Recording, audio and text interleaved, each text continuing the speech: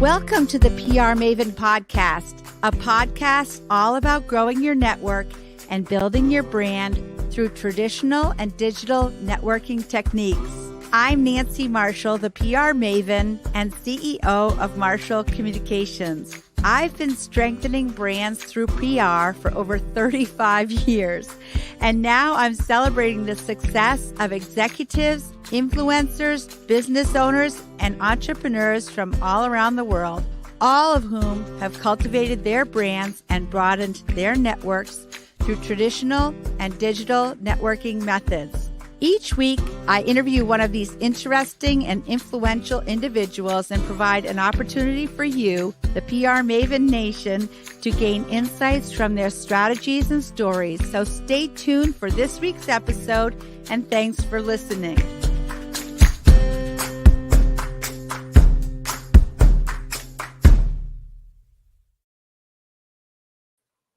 Hello, PR Maven Nation. Welcome to the PR Maven Podcast.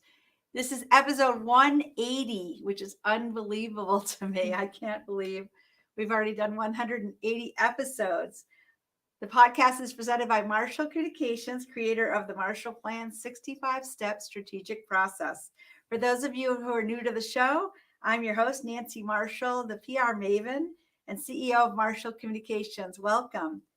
With me today is this week's guest, Rachel Sagiroglu, owner and chief experience officer at Experience Maine. Welcome to the PR Maven Podcast, Rachel. Thanks for having me.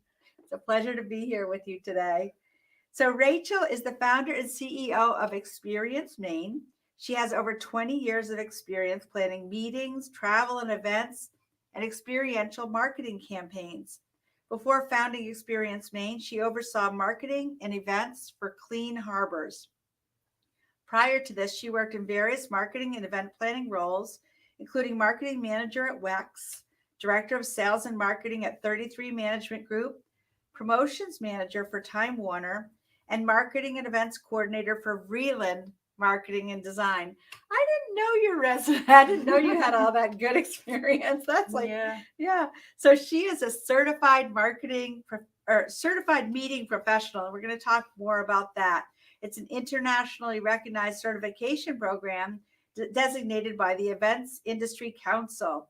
In 2015, Rachel was asked to join the Customer Advisory Board for Meritz Global Events. Is that how you pronounce it? Meritz yep. Global Events, one of the largest, most respected leaders in the meeting and events industry worldwide. She has been an active member of the Meeting Planners International, MPI, New England chapter for the past 10 years. Rachel grew up in picturesque Belgrade Lakes region of Maine. She lived for 10 years in Portland's Old Port, another picturesque place, where she discovered her love of food and wine, live music, and the working waterfront, something I love too. Rachel most recently lived in Boston for 10 years, but moved her family home in 2018, back to the way life should be, to launch Experience Maine. So Rachel, tell us about your career and how you got into it in the first place. Yeah. So, I went to school for media and marketing. And when I graduated, I got a great job here in Portland at Vreeland Marketing, who I know you're very familiar with. And that is where I had a few of my very first mentors in the marketing and PR space. And, we did a lot of work that incorporated a lot of different events for public relations, like for the governors and for Cliff House was one of our clients back then. And I just love the event side of the business, of the marketing and experiential marketing and PR piece. And so when I had an opportunity to take a job at Time Warner to do promotions, which, had a big event component, I jumped at the chance and really enjoyed my work there and kind of the national aspect of it and working with different brands nationally to pull off these promotions for our clients. So when I moved to Boston, I knew I wanted to stay in that event space. So I worked for a company called 33 Management Group that owned a bunch of restaurants in Boston. And I was the director of sales and marketing. And so I managed all the marketing for their 3 restaurants and then all of the events that were planned at all the restaurants. And so when he packed up and moved and closed the restaurants, I went into the corporate world of events and marketing. And I was, lucky enough that I had a great boss, and he really nurtured my love for the planning of the events and the experiential marketing campaigns. And so he just helped, kind of guide me through that in the process of being there for 8 years, which also included, they supported and paid for me to get my certification, which, is definitely a long process. It's a lot of studying, a lot of continuing education credits. We had study groups, the whole thing. That's as a certified meeting planner, Certified meeting professional. professional. Yeah. Yep. So it's a pretty long process, and every 5 years you have to continue those education credits. So my time at in corporate and having that experience, was very helpful into how I got to where I am now and wanting to own my own travel and events business. Yeah. Well, your business is complex because you have Experience Maine, which is travel planning, but then you recently opened the Makers Galley on Yeah. Commercial Street in Portland. Tell us about that.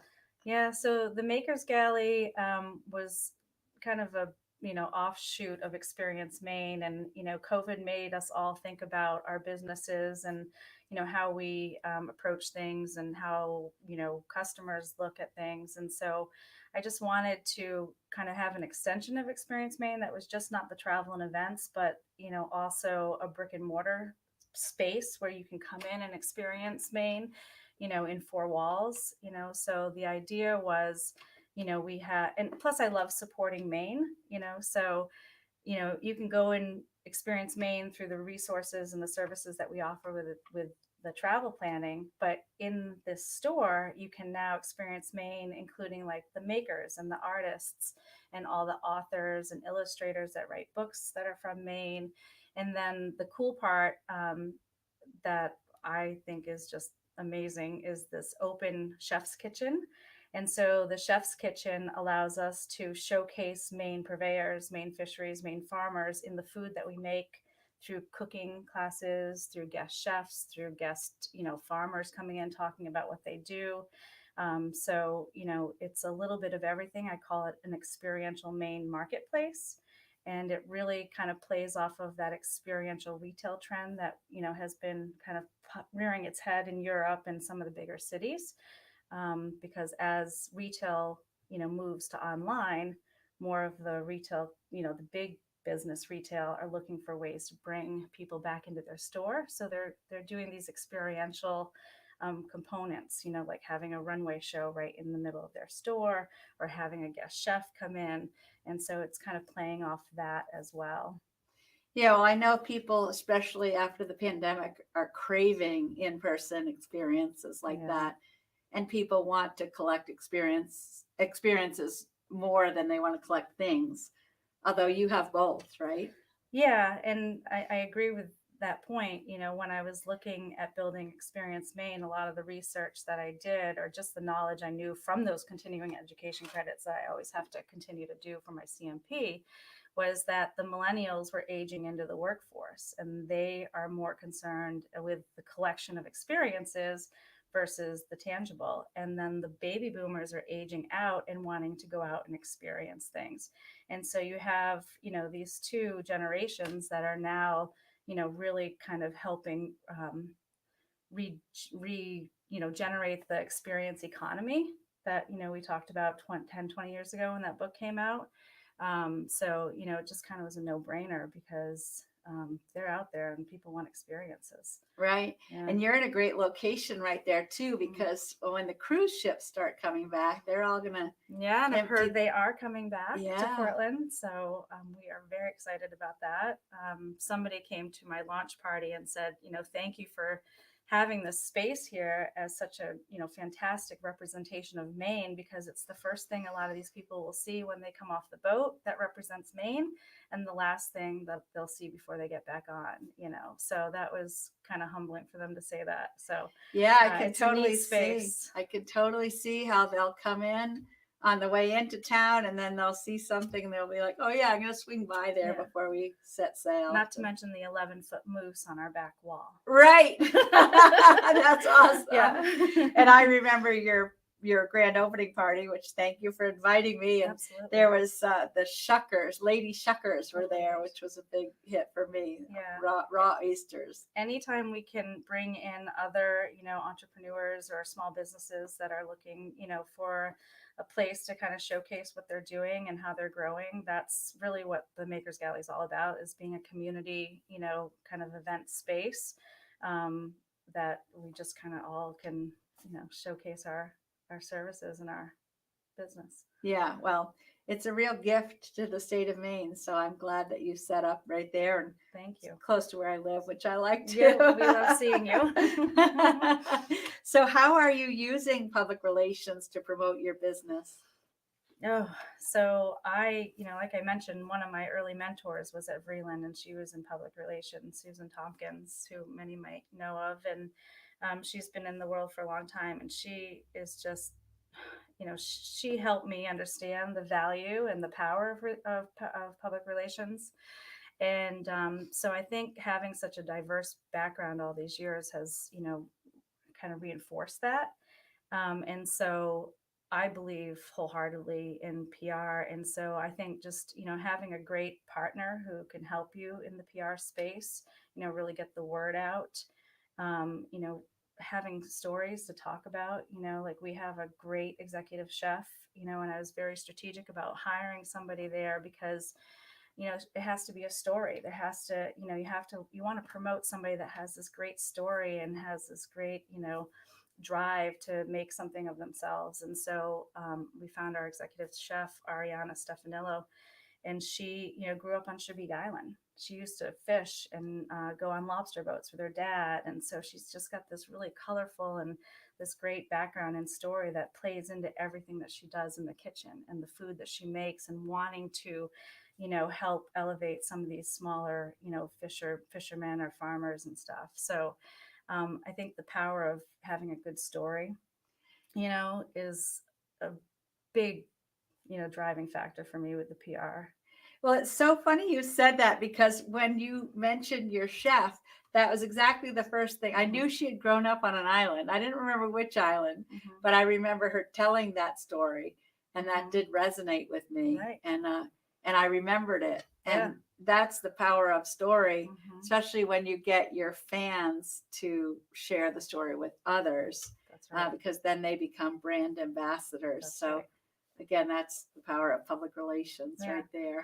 Yeah, and since, she's been on 207 several times, Yeah. and, the news have picked up on her, and we're doing some recipe collaborations, and, so and you just take that same example and you put it through everything. We want to start doing Meet the Makers and Meet the Artist events once a month to help showcase. And so just things like that, are just really great stories for the press to pick up on. Right. Yeah. So good for you hiring her. Yeah.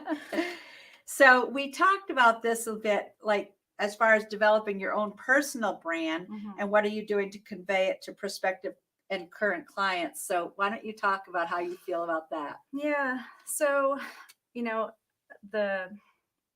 personal brand, I feel, is a new thing that's come on since social media. And so, I think you always have to have a personal brand, but I feel like it's, the pressure to do so has become more with social media, right? And so, I'm a little bit humble when it comes to like the personal brand and being an influencer. And so I really try to focus on building my company brand, so Experience Maine caters to a higher end kind of luxury client. And so I want to really make sure that I'm a little bit more formal in the creation of that brand, and making sure that it's, just something that could, I guess, appeal to everybody, and not just, people who are following my personal brand. And, I think Experience Maine has a great foundation as a brand, and, pulling in other things like the Makers Galley to kind of help, make it more all purpose, all inclusive. is just my biggest focus, and kind of just continuing to elevate the company brand versus my personal brand. Right. Well, I was saying how that's a little bit of the Mainer in you. Maybe. Because Mainers do tend to be humble, and it's kind of something that people are drawn to, is sort of the humble Mainer. But also, you're in a business that's attracting very high-end clientele, and having a strong, dependable brand is really, really important. So ultimately, I think your clientele will find out, that you are the leader of this brand, and that you are reliable and dependable, and you deliver what you say you'll deliver. Yeah. And it's a big ask on your part, because you're actually hinging your brand on other people who are delivering the experiences around the state. When you create itineraries, you have to depend on others, right? Absolutely. And that's why we are very, strategic about who we partner with, and and making sure that they understand, who the client is, and, what we're trying to offer them, and the experience that we want them to have. And I mean, this is why I love Maine so much, is because everyone, is all in, and there's no egos, and, they're all happy to please, and, also offer up experiences in this great state. So I agree with you 100%, but, I really love working that way. And, I'm really good about hiring employees that can help elevate the brand as well, with their background and experience. So, well, that's another facet of having a strong brand. And especially in this economy, when it's so hard to find good employees, you said people have been coming, you've been attracting people. So with a strong brand, you not only attract clientele, but you'll attract employees too. Yeah, I get emails constantly that say, I've just seen, Experience Maine. I think it's amazing. I love it. That, everything about it is great. Are you looking for help? Or people, have been coming to me with a maker's galley. Pretty much everyone but Ari at this point has come to me saying, I just love this concept. This is so unique and different. Like, I want to be a part of it. And so the two of them are some of my best employees so far. So, that's so awesome. Yeah. Well, I always say a strong brand will attract the right people, and it actually repels the people you don't want. Oh, good. So it's really interesting. I mean, if you think of a brand like, say, Walmart, for example, obviously there's thousands and thousands, or millions and millions of people who love Walmart, but I personally would rather go to a smaller local shop, than Walmart. So that's an example. Or McDonald's even. There's a lot of people that, billions and billions served. Right. But there's a lot of people that would rather come and eat at your place than go to McDonald's. So that's kind of the magnetism and the repulsion of a strong brand. Sure. Yeah. Well, we're going to be back with more from Rachel, but now it's time to remind you about how you can get free access to my book, Grow Your Audience, Grow Your Brand. You can go to prmaven.com/giveaway and download a free copy today. After reading PR Works, I really started to think about how marketing actually works. And I know that sounds a little bit ridiculous, but what I realized is that each platform nowadays that we use out there in digital media and social media has its own nuance and also quirks to it. And understanding how they're used is exceedingly important. Because when you have a hammer in your hand, everything looks like a nail. And you can't approach it that way in marketing. And that's where I think Nancy's brilliance really shined in PR Works. I think Grow Your Audience, Grow Your Brand is really sort of the manifesto of understanding that there's many different levels to marketing. It's on your personal side of your brand, how actually you express yourself through business, but also what people hear you saying and what they see out there in the public eye as well. So I think what's really important there, that's really the blueprint of how you go about using these new social media platforms, but also to express who you are as a human being. Because people want to see you authentically and genuinely working with not only what you do, but also with the customers. And Nancy, on a personal level, I think that's who she is. She embodies that approach.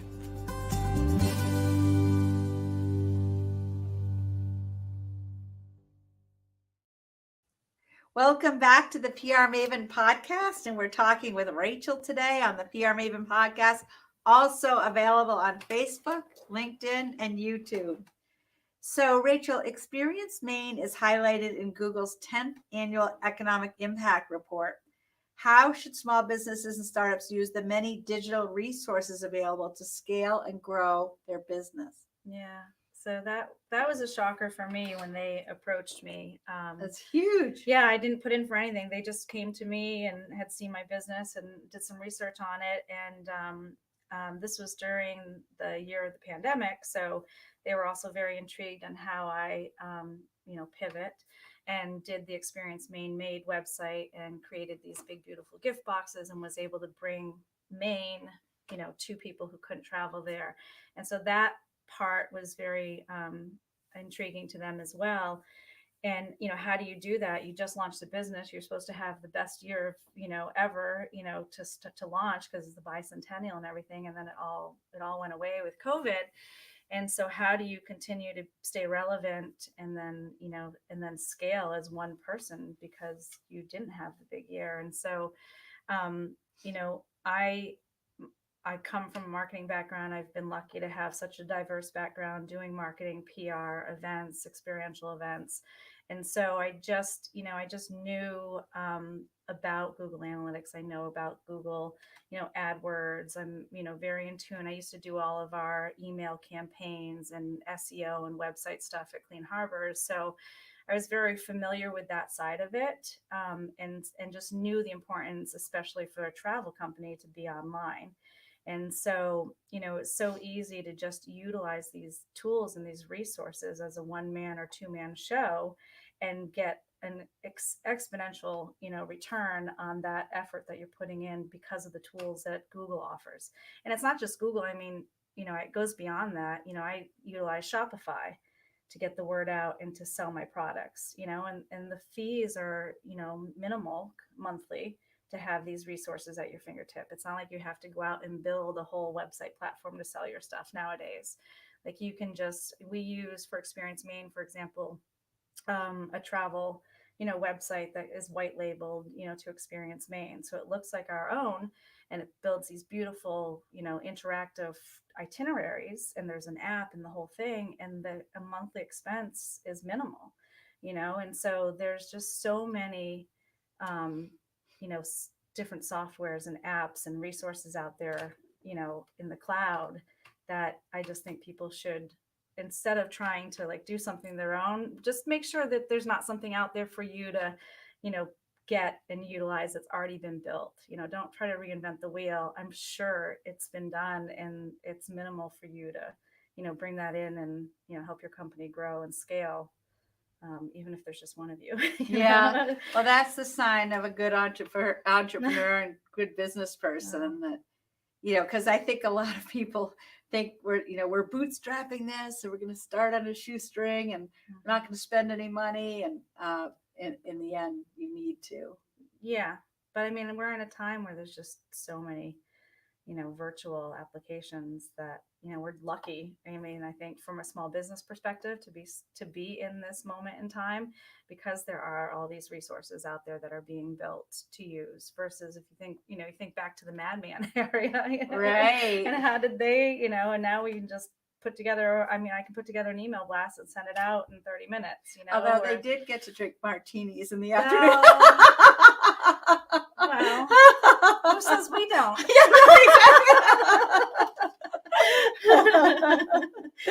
Yeah. So, how has social media changed marketing and PR over the course of your career? Oops, excuse me. Asked that one already. What is a book, an app, or a website that has impacted your career both personally and professionally, and how? So I've given this some thought, and I've launched 2 businesses and have a 5-year-old at home. So I haven't read a book in a very long time. Other than probably Make Way for Ducklings. Yeah, a lot of Mr. McGee. Yeah, right. Chris Van Dusen, main author. But yeah, so I think back on, if you think about something that's inspired me or impacted where I'm at now, I would say along those lines, it would be my CMP and, going after that and, Certified the certified meeting meeting professional. Yeah. Right. So, after working with Merritt's Global Events and becoming a member at MPI and realizing that this was a thing, I was like, I knew I wanted to go after it. But it's it's a lot of continuing education hours. I mean, 100 or something initially. I mean, the books are this thick, so you are reading. You're studying like you haven't studied in a long time. I would go to study groups where we'd all get together and study for the test, and it was this big test. So I think that going back to school, that relearning, that process, the collaboration with others who were like going after the same thing was just really inspiring to me. And, I think after having my CMP and really diving into those big events, 1,000-person sales meetings or chairman's awards that were 4 days long, and, these regional meetings that went, from city to city to city, it's like, I can do this on my own. I want to do this on my own. And so I want to own my own business because I have all these ideas going around in my head and I can execute on some of them. And you have some leeway with, the corporate world and the clean harbors in your role. But, and then I think about Maine, which is really just where I want to be. And I love Maine so much. It's my hometown. It's where my family is. And it's like, man, is there a way that I can take what I've learned through this and bring it to Maine and help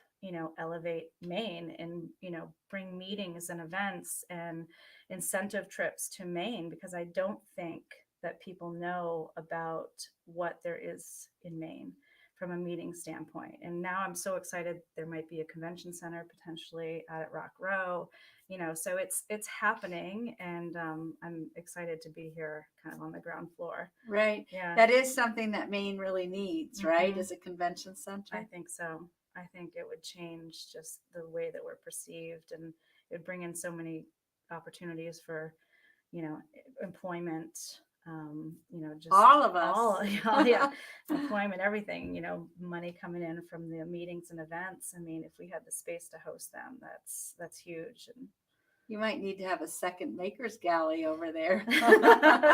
Maybe. Yeah. Let's keep that in mind. Yeah.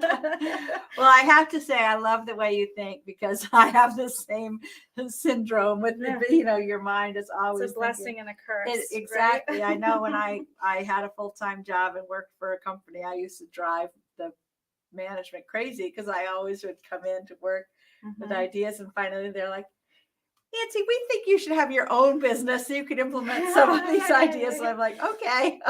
Yeah, mine was always, well, what's that going to cost? Yeah, right, exactly. Yeah. So how can people get in touch with you, and where is the Makers Galley located if they want to come visit you? Yeah, so, obviously you can visit either of the websites, experiencemaine.com or themakersgalley.com. You can always email me at Rachel, Rachel, at experiencemaine.com. And then the Makers Galley is located at 5 Commercial Street in the Old Port, right on the corner of India, across from where the cruise ships come in, as you mentioned. Right. And, so we're excited about the redevelopment and kind of re-enhancement of that whole area of Portland, and happy to be a part of that hub now. Right. Yeah. I moved into that neighborhood in 2017, and it was just the beginning of a huge transformation. And I heard they just yesterday agreed to build the park that's going to go in right along Commercial Street on the water there. So we are very excited to be where we are. Nice. Yeah. That's awesome. Yeah. Well, Rachel, this has been really great. And I should mention too, that back when I did the PR for Sugarloaf, I used to work with your mother. Mm-hmm. Do you want to mention something about your mom and what she used to do? Oh man, so my mom worked for the Kennebec Journal for almost 20 years as a journalist there, as a reporter, and she was pretty proud and pretty happy. She's like, "You're going to interview with Nancy Marshall?" And I think you guys met both very early in both of your careers. Yes. I remember as a kid, I remember your name, and when I was going into media studies, remembering talking to you about what could my future bring, Yeah, that would have been a long time ago. That would have been a long time ago. Well, Rachel, this has been really great. And thank you for joining us on the PR Maven podcast. And feel free to email me at nancy@prmaven.com if you have questions or comments. And we hope you have a great day, PR Maven Nation. Thanks for listening to this episode of the PR Maven Podcast. I invite you to share a review of the podcast on iTunes or your favorite podcast player. Be sure to subscribe to our podcast so you never miss an episode. You can also join the PR Maven Nation on Facebook. It's free to join, and it's a great community of like-minded individuals who are all looking to learn and grow from one another. If you use an Alexa device, use your Alexa app to search the Skills and Games section to find and enable the PR Maven Podcast Flash Briefing. This will give you access to exclusive content and more PR and marketing advice. Thanks again for listening, and have a great rest of your week, PR Maven Nation.